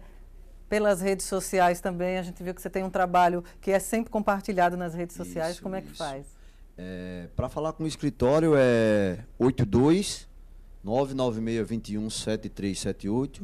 Esse é o telefone do escritório para quem quiser contratar para parcerias, essas coisas também, resolve tudo lá. E a rede social é Vaqueiro Chamego Oficial, que é Instagram, né? Mas também tem Vaqueiro Chameguinho, que é no Sua Música, que é no YouTube, que é no Facebook, ou Vaqueiro Chameguinho ou Vaqueiro Chamego Oficial. Então essas duas redes, elas são conjuntas. E o telefone para contato de show é esse, 9621-7378. 082-9621-7378. Ligue e contrate, que a coisa é boa. Para curtir show, no fim de semana já tem, ao vivo. Final de semana a gente vai estar na cidade de Boca da Mata. O maior São João lá vai ser topado e a gente vai estar junto, lá em Boca da Mata, próximo sábado. Cuida. Vou agradecer a sua participação, mas você encerra com a gente o nosso programa sim. no Clima Junino. Muito obrigada. Sim, Sucesso, viu? A gente viu que você está estourado e isso mais ainda, vai crescer mais ainda. Vai em nome de Jesus. Você está aí, olha, é só o começo. Muito obrigada, viu? E olha pro céu, hoje a lua não saiu. Obrigada, sem gente. Você, boa sexta. Nem o meu olhar se abriu pra não ver tanta solidão. Queria aquele beijo que você negou. Queria ao menos uma noite de amor pra mim. Boa tarde a todos, fiquem todos com Deus. E a gente vai encerrando o Revista Gazeta de hoje, mas a gente volta a se encontrar no próximo final de semana, tá? Lembrando que vocês podem acompanhar essas e outras entrevistas através dos nossos canais do YouTube, tanto aqui da Gazeta News quanto da Rádio Mix. A gente volta a se encontrar semana que vem. Até lá!